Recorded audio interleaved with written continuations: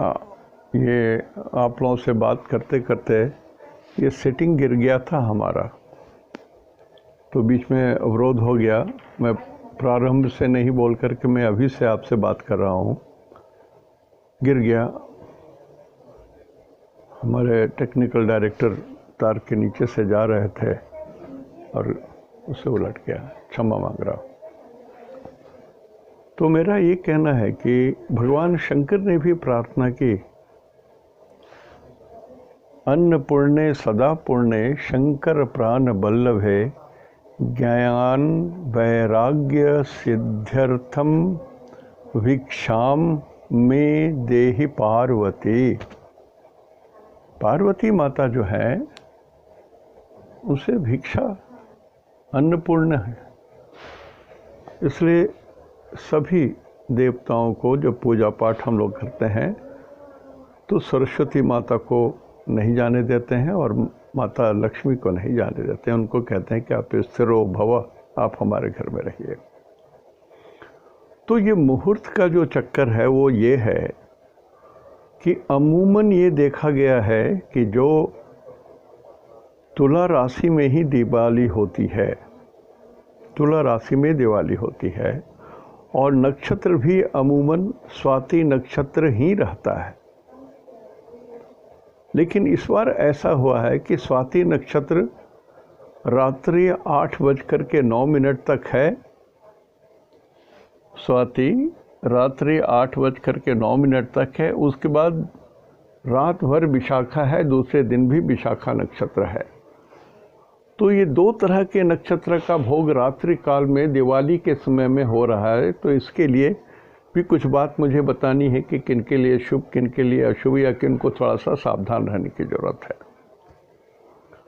और प्रदोष काल इसमें बहुत इम्पॉर्टेंट होता है पूजा करना। यदि आप प्रदोष काल में पूजा कर रहे हैं तो मुहूर्त का, पहले तो मुहूर्त का झंझट हटा दीजिए।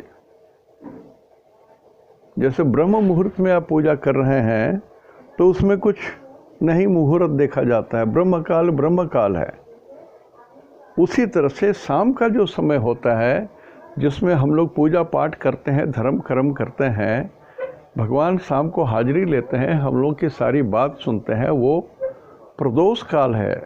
सूर्यास्त के बाद से लेकर के 24 मिनट गोधूली बेला, उसके बाद का जो बेला है वो प्रदोष काल है, 48 मिनट। तो 72 मिनट में आप पूजा के लिए जब आप तैयार हैं, तत्पर हैं, तो आपको कुछ नहीं देखना है। कोई नियम कायदा कानून की ज़रूरत नहीं है, नहीं है, नहीं है। अब ये तो हम लोग हैं कि बाल के खाल निकालते हैं। इवन कहा गया है कि कोई भी लगन ना हो तो गोधूली बेला में भी विवाह किया जा सकता है और लोग गोधूली बेला ही करते हैं।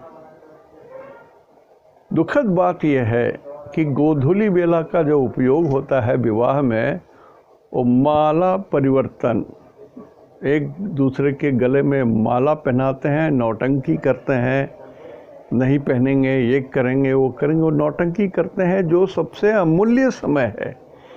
होना तो ये चाहिए था कि दोनों आदमी प्रेम से एक दूसरे को माला पहना देते गोधूली बेला में और वहीं पर पीढ़ा पर बैठ जाते, बीच में एक दीपक जला देते और वही दीपक बढ़िया से रखते जो मड़वा पर जाकर के रख दिया जाता। यदि आपको माल्यदान करना ही है तब, नहीं तो होना ये चाहिए था कि पहले मड़वा पर जाकर के गोधूली पीरियड में दोनों आदमी आपस में मिलकर के दीपक जला दें। तो जब तक दीपक जलती रहेगी तब तक आपके लिए लगन वो वैलिड है। वो लगन, यदि दीपक 4 घंटे चलती है तो 4 घंटे तक पूजा आप शादी कीजिए ना। 6 घंटे चलती है तो 6 घंटे तक आपका मुहूर्त जीवित है। लेकिन जो उत्तम समय है उसको नौटंकी में, खेल में, मजाक में, जोकर के हिसाब से करके उसको बर्बाद करते हैं सब। लेकिन आप जब दीपावली में आप इस समय का उपयोग करेंगे, जो प्रदोष काल है वो खाटी होगा, वो मम्मी करेंगी, मम्मी प्रसन्न होंगी, माता जी प्रसन्न होंगी, भगवती लक्ष्मी प्रसन्न होंगी, इसलिए आप बहुत झंझट में मत पड़िए।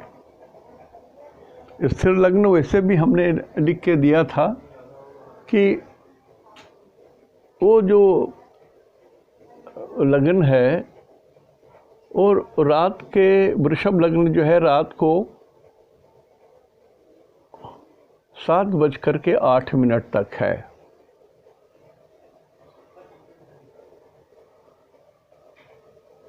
सत्रह 5:12 से लेकर के 7:08 तक समय है आपके लिए, शुद्ध समय है।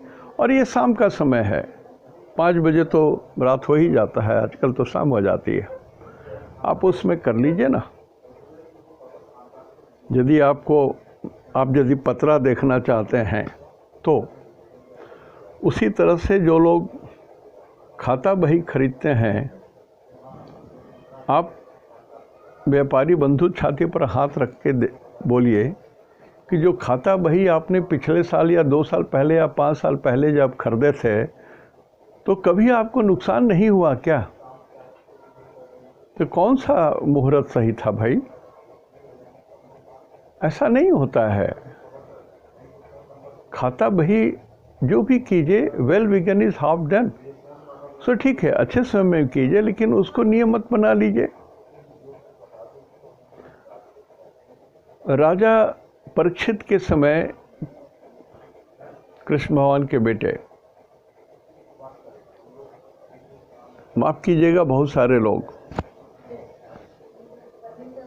कलयुग जब प्रवेश करने लगा तो कलयुग ने उनसे पूछा कि भगवान मैं कहाँ प्रवेश करूं, कहाँ स्थिर हो जाऊं जो मैं एक युग तक, कली युग तक 4,32,000 साल तक मैं शांति से रह सकूं।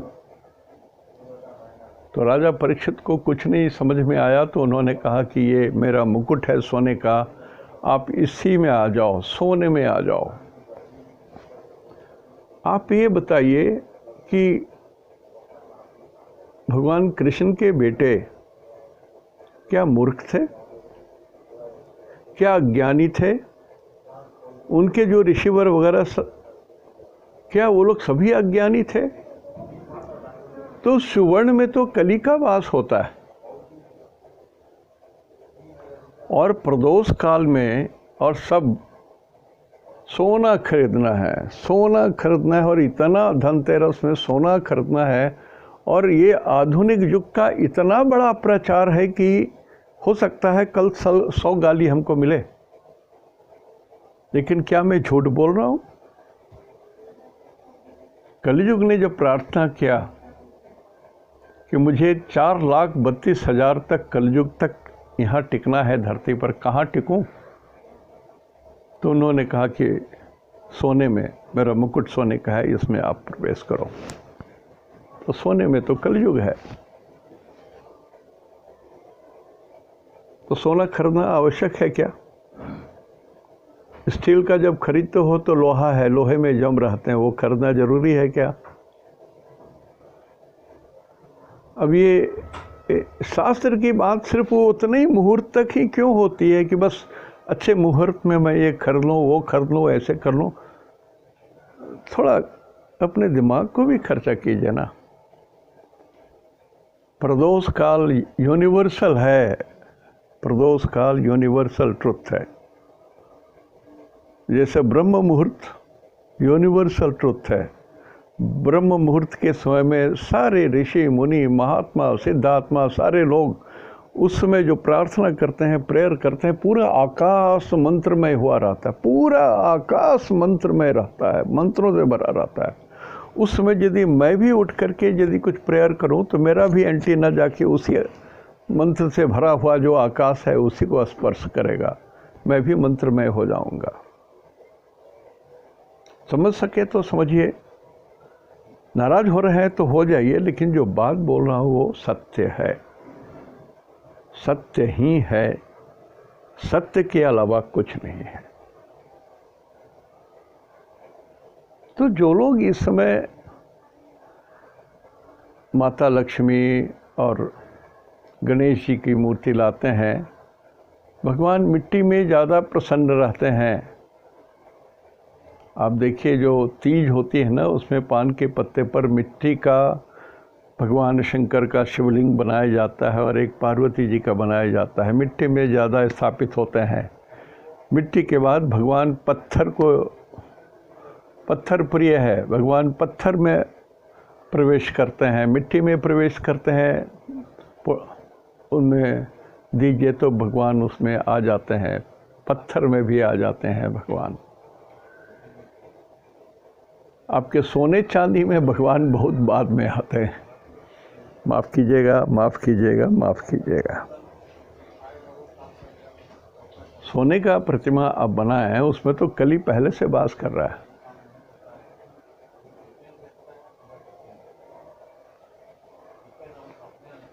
तो जो मैंने बातें कही वो थोड़ा सा ज़रूर ठीक नहीं था। एक चीज़ जो मैंने कहा, ये समझ लीजिए, कल हमने पिछला एपिसोड में बताया था कि वृषभ लग्न है, वृषभ लग्न में राहु है और इसी वृषभ लग्न में संध्या व्याप्त हो रहा है जिसमें हम लोग पूजा करेंगे। लेकिन चूंकि प्रदोष काल रहेगा, इसलिए ये जो वृषभ लग्न में जो दोष है वो ध्वस्त हो गया, न्यूट्रलाइज्ड हो गया। दूसरा, सूरज तुला राशि में नीच रहेंगे 29 डिग्री में और गुरु 29 डिग्री में फेलियर स्टेज में रहेंगे। तो बराह मिहिर के हिसाब से इसकी दिशा समझ लीजिए। धनु राशि को नॉर्थ वेस्ट बोलते हैं। ये धनु राशि मृत्यु का घर में गुरु है, नॉर्थ वेस्ट को ज़्यादा कष्ट देंगे। जैसे मान लिया यहाँ पर मैं खड़ा हूँ, अपने घर में खड़ा हूँ, तो नॉर्थ मेरे पीछे में है और वेस्ट इधर है। तो यदि इस घर में कोई बड़ा डैमेज होना है, कुछ गड़बड़ी होनी है, कोई सांप निकलना है, कोई बिच्छा निकलना है, कुछ होना है, तो इसी कोना में निकलेगा, नॉर्थ वेस्ट में निकलेगा। इसलिए कि यहाँ पर मृत्यु निवास कर रहे हैं गुरु के रूप में। बहुत बड़ा मृत्यु, बहुत लोग मारे जाएं। नॉर्थ वेस्ट में भूकंप भी आ चुका, बड़े भूकंप आ चुके, छोटे भूकंप आ चुके। तो धनु राशि, ये जो गुरु है, ये नॉर्थ वेस्ट को बोलते हैं। इस पर कच्छप स्वरूप धरती जो बराह मिहिर का है, उसके हिसाब से ये नॉर्थ वेस्ट है। और तुला राशि जहाँ पर सूरज नीच है, इस तुला राशि को वेस्ट बोलते हैं। तो इसमें आप देखिए, और वृषभ राशि इसको नॉर्थ ईस्ट बोलते हैं। तो आप देखें, नॉर्थ और नॉर्थ कॉमन है, ये वेस्ट और ये वेस्ट कॉमन है, ईस्ट कॉमन नहीं है। लेकिन नॉर्थ वेस्ट तो कॉमन है। 2 बार नॉर्थ आया और 2 बार साउथ आया। सो नॉर्थ वेस्ट अभी संकट में है। 20 तारीख तक जब गुरु शिफ्ट नहीं कर जाते हैं मकर राशि में, यहाँ तक जब तक शिफ्ट नहीं करते हैं तब तक तो गुरु कष्टदायक हैं।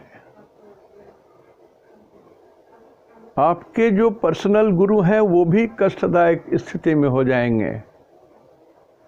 क्या भगवान राम ने जो इज्जत देनी चाहिए थी अपनी पत्नी को, उतना दिया? नहीं दिया। माता सीता से अभागी तो कोई औरत नहीं। कब जन्म ली, कैसे जन्म ली, जनक घर, वहाँ पर वो इतना भारी धनुष उठाती थी, नीपती थी। शादी हुई तो बहुत परेशानी से शादी हुई। धनुष तोड़ना ही नहीं, टूटना ही नहीं था, भगवान राम ने तोड़ा। और माँ के आंखों में आंसू झलक गया। इनके कोर में, माँ के कोर में आंसू आ गया था कि ये बालक इतने राजा मिल करके नहीं तोड़ सके, ये बालक क्या तोड़ेगा। वो निराश हो गए। उनके यहाँ पर आंखों के कोना में बूंद मोती के हिस्सा झलक रहा था। भगवान राम ने देखा कि सीता जी तो अधीर हो गई। तब उन्होंने धनुष उठाया और खींचा। इसी क्षण तही मध्य धनुष, इतने क्षण में उन्होंने तोड़ा और इतना आवाज हुआ तो माता को संतुष्टि हो गई। तो आप नहीं कह सकते हैं कि मुहूर्त क्या है नहीं है, लेकिन जो स्थापित चीज है उसको मान के चलिए, ना डरिए। जैसे इंद्र ने अपना एक बहुत बड़ा उपवन बनाया, बहुत बड़ा उपवन बनाया, बगान बनाया, सुंदर वन, उपवन बहुत सुंदर। लेकिन एक समय आया कि उसमें आग लग गई। आग लग गई, बहुत परेशान हुए इंद्र। उन्होंने कहा गुरुजी ने जो मुहूर्त दिया था उसी के हिसाब से तो मैं बनाया। तो गुरुजी ने कहा कि भाई हमसे ज़्यादा जानने वाला एक ही व्यक्ति है, वो है शुक्राचार्य, बुलाओ उनको। शुक्राचार्य जी आए, उन्होंने अपना पत्रा निकाला। तो व्यास जी जो थे गुरुजी, उनको उन्होंने कहा कि भगवान आपने तो सब कुछ दिन तिथि सब कुछ सही निकाला, कहीं गलती नहीं थी। शायद एक चीज़, नहीं बोले कि आपने ये गलती कर दी, उन्होंने कहा कि शायद एक चीज़ किसी कारण बस छूट गया। वो छूट गया कि जिस समय इसका श्री गणेश हुआ उसमें अग्नि तत्व का उदय हो रहा था। तो अग्नि तत्व का जो उदय हो रहा था, इसके कारण इस बगान में, इस वन में आग तो लगना तय था, चाहे आज लगता, चाहे कल लगता या 100 साल के बाद लगता, लेकिन लगना तय था। इसीलिए जो लोग जब नया घर बनाते हैं या जब घर शिफ्ट करते हैं तो बोलते हैं कि गृह प्रवेश, तो गृह प्रवेश का तो जो उसमें आप निकालो तो निकाल लो, लेकिन आपको तो ये देखना होगा कि अग्नि जिसमें आप खाना बनाओगे रोज, वो कहाँ पर वास कर रही हैं, वो शुभ है या नहीं है, ये तो देखना पड़ेगा। डेट निकाल दिया, इतना तारीख इतना बजे प्रवेश कर जाइए। अब बताइए कितनी चीज़ें हैं जो देखने की हैं और जो हम लोग देखते नहीं हैं। तो स्थिति यही होती है। मैं आपको आश्वस्त कर रहा हूँ हाथ उठा करके कि निश्चिंत रहिए, प्रदोष काल में जरूर कर लीजिए पूजा, बस सारे दोष उसी में समाप्त हो जाएंगे, न्यूट्रलाइज हो जाएंगे। और रात्रि में जो लोग पूजा करते हैं वो तो सिंह लगन में पूजा करेंगे 11:40 से लेकर के 25:54 तक, उसमें सिंह लगन रहेगा यहाँ। तो यही गुरु 1, 2, 3 थर्ड हाउस में सूरज नीच के रहेंगे। तो आपके जो माल मटेरियल हैं जो आप लॉकर रखे हो, उसमें छेड़छाड़ होगी, कोई न कोई इसको तोड़ने का कोशिश करेगा, कोई न कोई उससे कुछ निकालने का कोशिश करेगा। वो आदमी जाति का क्षत्रिय होगा, शॉर्ट हाइट होगी और उसके आँख कोईसा होंगे, कैटसाई के ऐसा होगा, सिर में केस कम होंगे, चंडूल होगा वो आदमी। ये सिंह लग्न भी इस बार का सही नहीं है। यहाँ से छठे घर में 1, 2, 3, 4, 5 छठे घर में शनि है, ये तो ठीक है, ये ठीक है। लेकिन पंचम घर है, यहाँ से त्रिकोण में गुरु 29 डिग्री के हैं। तो त्रिकोण में कोई भी ग्रह रहता है वो लग्न को प्रभावित करता है। तो ये गुरु जो फेलियर स्टेज के गुरु है वो भी यहाँ पर दिखाई दे रहा है। तो एक ब्राह्मण भी आपको तंग करेगा। सिंह लग्न में जो पूजा करेंगे उनके लिए मैं बोल रहा हूँ, संभल कर रहिएगा। और 10th हाउस में राहु है, 10th हाउस कर्म का है, 10वां भाव कर्म का भाव कहा जाता है, उसमें राहु है। राहु षड्यंत्र का मालिक है। तो एक दिवाली से अगले दिवाली तक रात में जो पूजा कर रहे हैं अपने खजाने की, उनको आपको बहुत ही चतुराई बरतनी पड़ेगी। और 1 साल तक आपकी निगाहें ये रहे कि वहाँ कोई चोरी ना कर लें, आपको दिमाग रखना ही पड़ेगा, आप मुक्त नहीं हो सकते हैं। तो इस बार के दोनों के समय में जो स्थिर लग्न की कुंडली है वो थोड़ा अशुभ है, आपको विशेष ध्यान रखना पड़ेगा। और हम लोग जितने जनमानस हैं, जो बच्चे हैं जो फुलझड़ी निकालेंगे, ये करेंगे वो करेंगे, उनके लिए बोल रहा हूँ, दिवाली का समय यदि 8:09 तक है और आप यदि पहले ही सारा चीज़ कर लेते हैं 8 बजे के पहले, मैं एक समय बोल रहा हूँ कि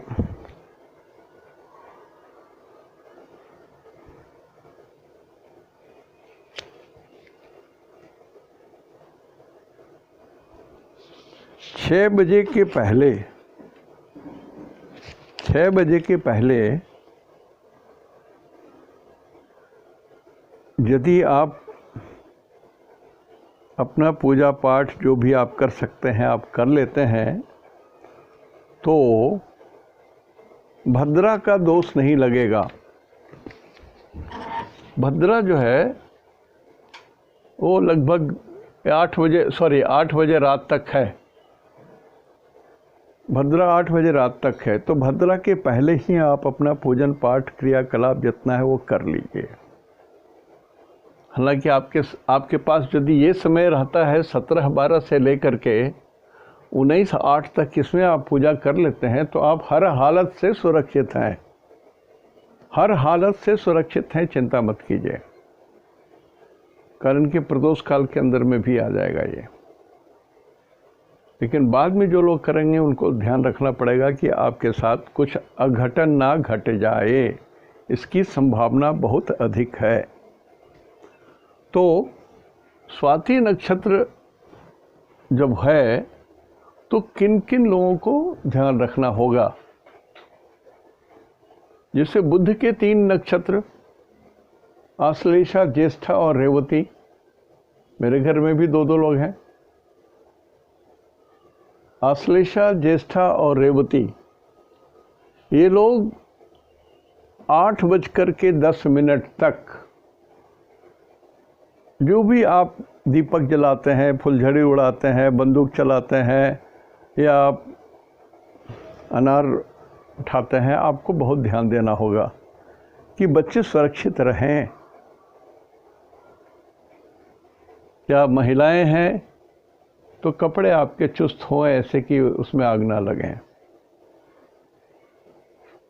बुध के बाद आता है शुक्र। शुक्र के 3 नक्षत्र होते हैं, भरनी, पूर्वा फाल्गुनी, पूर्वाषाढ़ा। इस 3 नक्षत्र में जिन लोगों का जन्म है उन लोगों को भी थोड़ा सा इरिटेशन या झगड़ा या झंझट, किसी बात का डिफरेंस ऑफ ओपिनियन घर में होगा और दिवाली ही हो जाएगी आपकी। कलह में भगवती नहीं आती है, मैं बहुत बार बोल चुका हूँ, ये मेरा अपना अनुभव है। मैं बार बार बोला हूँ कि भगवान को मैंने अपनी नंगी आँखों से नहीं देखा है, लेकिन भगवान ने हमको देखा है और हमको भगवान ने अपना रूप दिखाया है। और भगवान उसमें यही बात हमको बोली थी, ये जिक्र मैं बहुत बार कर चुका हूँ। माँ ने कहा कि मैं तुम्हारे घर कैसे रहूँ, तुम्हारे घर में तो रोज़ कलह होता है, जहाँ कलह होता है वहाँ मैं नहीं रहती। ये कम से कम ये 20 बार हम इस बात को बोल चुका हूँ, ये मेरे साथ एक घटना घटी थी। एकदम प्रातःकाल मेरी नींद जब टूट रही थी, उसके पहले माँ का दर्शन हुआ इसी रूप में। तो शुक्र के 3 नक्षत्र में जो लोग हैं, भरनी, पूर्वा फाल्गुनी, पूर्वाषाढ़ा, तर्क ना करेंगे, यस यस यस ठीक है, सब ठीक है करके निकाल दीजिए। उसके बाद चंद्रमा के 3 नक्षत्र, चंद्रमा के 3 नक्षत्र होते हैं,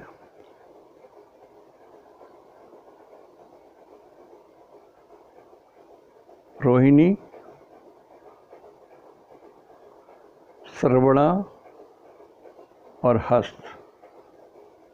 देखिए आपके लिए ये विपद तारा में आ गया, विपद, डेंजर।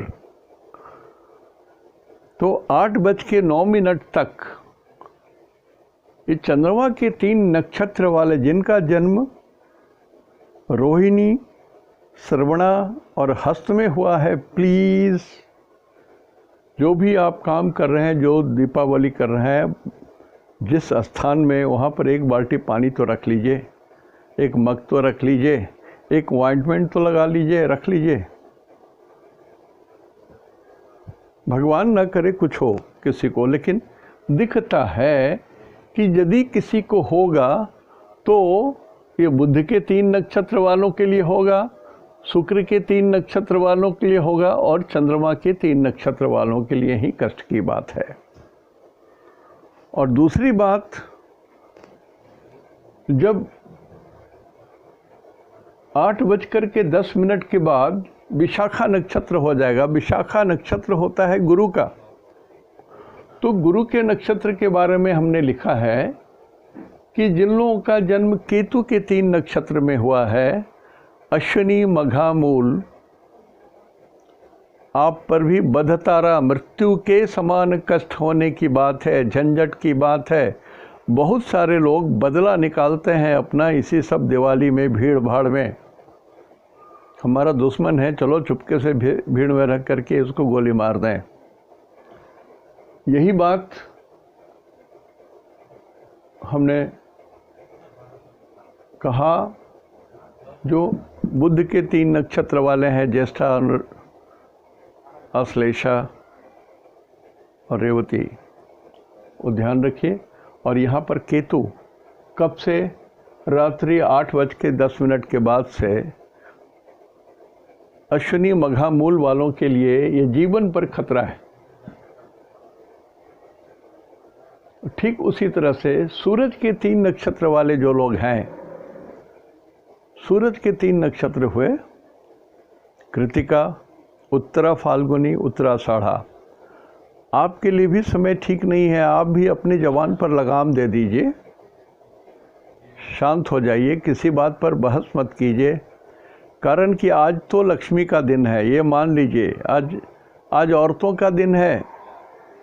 जो पंडित जी आपके घर में पूजा कराते हैं वो मान्य है ना अमान्य है वो मैं नहीं जानता। मैं इतना जानता कि घर की जो गृह लक्ष्मी, जो लक्ष्मी की पूजा करेंगी, वो 100 पैसा स्वीकार होगा या 100 पैसा अस्वीकार होगा। पंडित जी जो पूजा करेंगे उसके बारे में उन पर मैं कोई कमेंट नहीं कर सकता। लेकिन आप यदि खुद पूजा करती हैं, आप गृह स्वामिनी हैं, तो माता को सुनना पड़ेगा आपकी बात। बाध्य है सुनने के लिए मम्मी।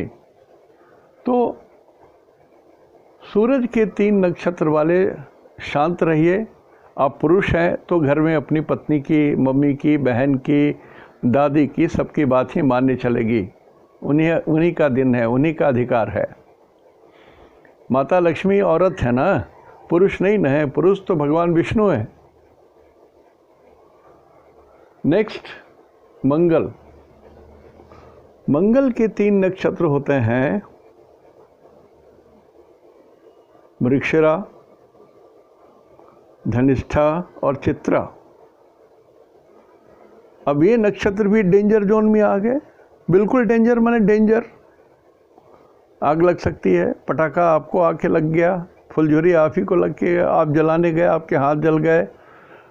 बचपन की बात हमको याद है कि साइंस पढ़ता था एक लड़का, इंटर में, TNB कॉलेज का लड़का था, भागलपुर। वो जब पटाखा जला रहा था तो वो फट गया अचानक, विचित्र ढंग से फटा और उसकी दोनों आँख खराब हो गई। दोनों आँख खराब हो गई, उसकी ज़िंदगी बर्बाद होने पर थी। बहुत मुश्किल से कहाँ वो उन दिनों मद्रास में अस्पताल था, वहीं जा कर के एक नेत्रदान करके एक आँख तो बनाया। फिर कभी बनाया होगा कि नहीं बनाया मालूम नहीं, लेकिन उसकी ज़िंदगी बच गई। उसकी आँख, रेटिना वगैरह कुछ बच गए, सामने में झुलस गया था पूरा। ये देख चुका हूँ मैं, इसलिए आपको बोल रहा हूँ। तो कुछ चीज़ें ऐसी होती हैं, लंबी लकड़ी लीजिए, उसमें मोमबत्ती बढ़िया से बांध दीजिए, जला दीजिए, बच्चे दूर से ही जला लेंगे। तो बी केयरफुल, थोड़ा सा सावधान होने में बेवकूफ़ी नहीं कहलाती है। जो लोग असावधान होते हैं और बहादुरी दिखाते हैं वो लोग ही बेवकूफ़ हैं। तो मैंने तुला लग्न वालों के लिए, राहु के स्टार में जिनका जन्म है उनके लिए ये 3 खास 9 नक्षत्र वालों के लिए हमने आगाह किया है, और जो लोग गुरु के 3 नक्षत्र में हुए हैं तो उनको भी हमने आगाह किया कि सावधान रहिए। अब रहा 13 तारीख को, वो खास दिन है। बहुत लोगों का जन्म हुआ है। राम कृष्ण तीर्थ जो थे उनका भी जन्म और मृत्यु उसी दिन हुआ था। चाचा नेहरू भी उसी दिन 14 तारीख को जन्म लिए थे। तो ये बहुत महात्माओं का भी दिन है। लेकिन मैं 13 तारीख के बारे में बता रहा हूँ कि जो लोग हनुमान जी की पूजा करें, शाम को मेष लग्न में भगवान हनुमान का जन्म हुआ था, और अमावस्या के एक दिन पहले। और ये मेष लग्न जो है वो 5:12 तक है। उसके पहले दो घंटे रख लीजिए। और तो संध्या को भगवान हनुमान को तो ज़रूर ध्यान कर लीजिए, एक बार भगवान का ध्यान कर लीजिए। भगवान जैसे आपने भगवान राम की सेवा की, रक्षा की, लक्ष्मण जी की रक्षा की, आपने लंका दहन कर दिया, भगवान दुष्टों का नाश किया, हम पर भी कृपा कीजिए। मैं आपका दास हूँ, क्या करूँ, कहाँ जाऊँ, आप कृपा हम पर भी होनी चाहिए। 5:12 के पहले तक, 5:12 के पहले तक ये समय है आपके पास।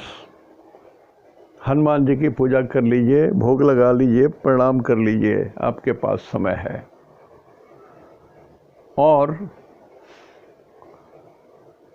इसी दिन जमराज की भी पूजा होती है। ये महानिशीथ काल कहलाता है जिसमें ये पूजा होती है। लेकिन निशा मुख में भी एक दीपक जला दिया जाता है। घर के दक्षिण दिशा में कहीं दूर जाकर के एक दीपक जला दीजिए। नीचे थोड़ा सा गंगा जल छीट दीजिए, गोबर है थोड़ा गोबर लगा के उसी पर एक दीपक तेल बाती रख कर के जला दीजिए, एक धूपबत्ती गाड़ दीजिए वहीं पर। और भगवान जमराज को कहिए कि भगवान ये दीपक मैं आपको समर्पित कर रहा हूँ। मेरे घर में कोई भी आदमी दुखी होकर के ना मरे, तड़प के ना मरे, सभी लोग आनंद से मरे, सबकी मृत्यु सुखद हो, दुखद ना हो, और सभी लोग मृत्यु के पश्चात भी सुख भोगें। आपका आशीर्वाद उसके बाद भी बना रहे। जल से थोड़ा सा जल हाथ में लेकर के 3 बार लगा दीजिए, गिरा करके, ऐसा 3 बार करके दीपक के बगल में गिरा दीजिए, दीपक के चारों तरफ करके, और धूपबत्ती लेकर के उस दीपक को ही आप कर दीजिए, प्रणाम कर लीजिए। और जो भी फल उल रखे वहीं रख करके सीधा लौट जाइए आप अपने घर। मुड़ के ना देखिए। कोशिश किया जाता है कि मुड़ के ना देखा जाए।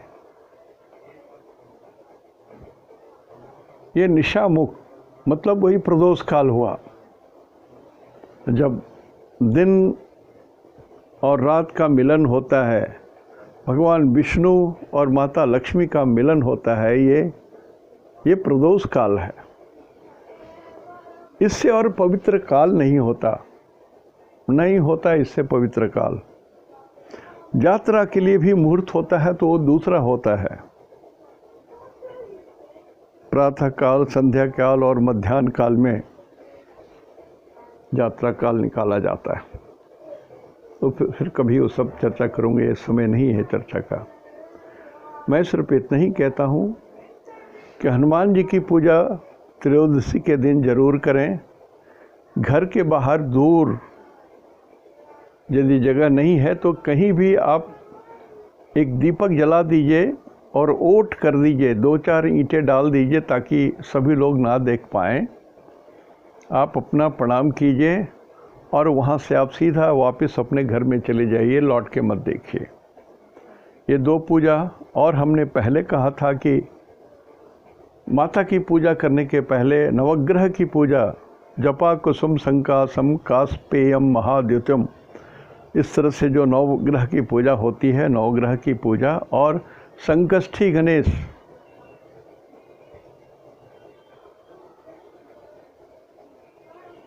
संकष्टी गणेश पूजा करते हैं तो आप जानते हैं तो आप कर लीजिए, नहीं तो नेट से निकाल लीजिए।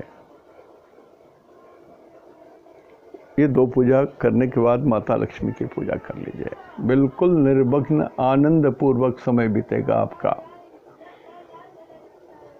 और मांगना पड़ता है, पूजा कीजिए तो आपको मांगना पड़ता है। ये कहें कि भगवान तो सब जानते हैं मेरे दिल की हाल, मुझे बोलना क्या है, नहीं होता है, ये सब नहीं होता है। माँ जानती है कि बच्चे को भूख लगा है, उसको दूध पिलाना है, लेकिन जब बच्चा रोने लगता है तो माँ समझती कि नहीं एक्सट्रीम हो गया, इसमें इसको तो देना ही है, इसको भूख लगी है बहुत देर से, मैं गेस कर रहा हूँ, थोड़ा मेरे गेस करने में गलती हो रही है हमको। तो बच्चा जब तक ना रोता है मम्मी भी दूध नहीं पिलाती है।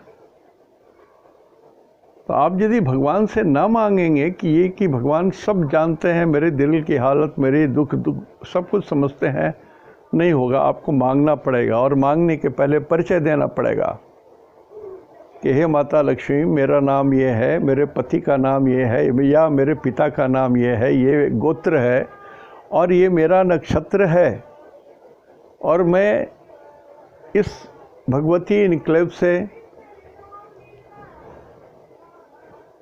1/4 1/4 में मैं आपकी पूजा कर रहा हूँ, यहाँ से पूजा कर रहा हूँ भगवान।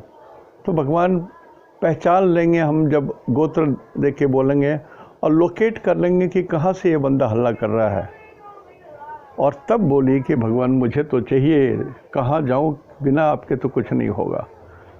अन्न का दाना तो आप ही देती हो मम्मी, मैं कहाँ जाऊँ, बच्चे के पढ़ने के लिए 1 रुपया फीस चाहिए तो आप ही तो दे रही हो। लालच में मत आइए, उतना ही मांगिए जितना आपको अधिकार है।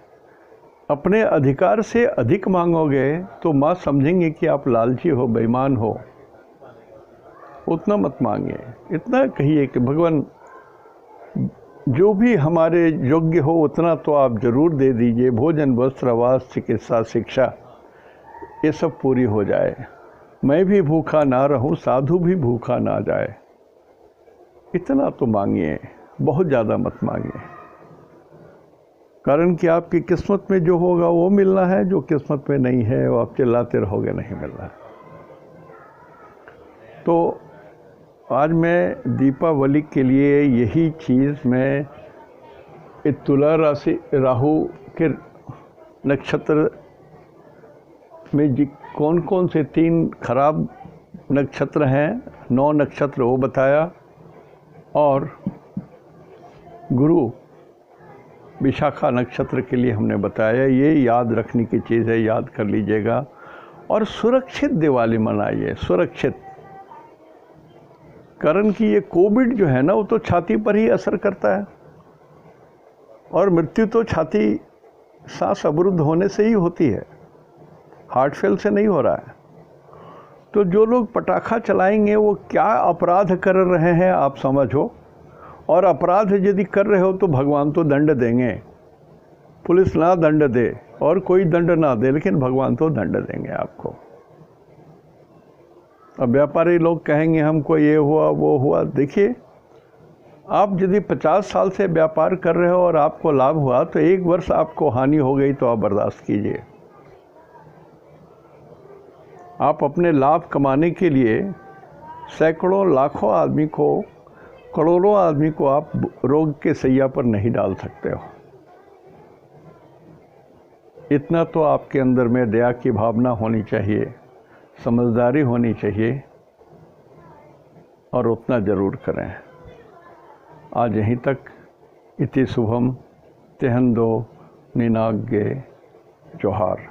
लेकिन एक बात जो मैंने कहा, north west is right now in danger. India का नॉर्थ वेस्ट, मध्य प्रदेश को आधा काट दीजिए, मध्य प्रदेश से नीचे साउथ हो गया, ऊपर नॉर्थ हो गया, और फिर उसको आधा कर दीजिए तो दाहिना हाथ जो है वो, बायां हाथ जो वेस्ट हो गया, बॉम्बे साइड में जो जाएगा बाएं, वो वेस्ट हो गया। तो वो north west is still in danger.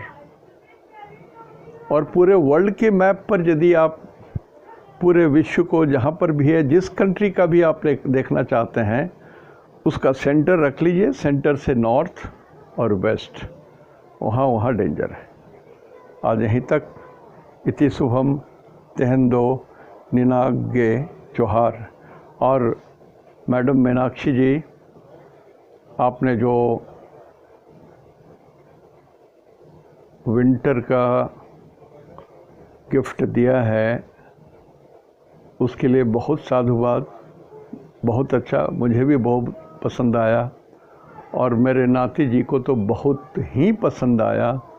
रंग उनको बेहद अच्छा लगा। तो ठीक है, लेकिन आपकी शुभेच्छा ही आप लोगों की बहुत है। शुभेच्छा बहुत बड़ी चीज़ है। क्यों आशीर्वाद लेते हैं 10 आदमी से लोग? आशीर्वाद कोई भी आदमी मन से दे दिया तो उसका फल मिल जाता है। और हम लोग भी जो प्रणाम करते हैं, तो प्रणाम करने का तरीका होता है, ये हाथ है, इसको मिलाया, ये अंगूठा है, अंगूठा ही केंद्र होता है। पैर का अंगूठा और हाथ का अंगूठा केंद्र होता है। ये इसको हृदय में लगाया, ऐसे हृदय में लगाया, और यहाँ से झुकाया, नासिका को इस 4 फिंगर में सटाया और झुक गए थोड़ा, ऐसे प्रणाम करते हैं। और तब जो गुरुजनों का जो आशीर्वाद मिलता है हृदय से, और श्वास से जो ब्रेन तक जाता ही है, पूरे शरीर को व्याप्त होती है, तो जो आशीर्वाद मिलता है वो आशीर्वाद बिल्कुल धन्य धन्य कर देता है। तो आशीर्वाद चाहिए। आज यहीं तक। इति शुभम तेहंदो निनागे जोहार।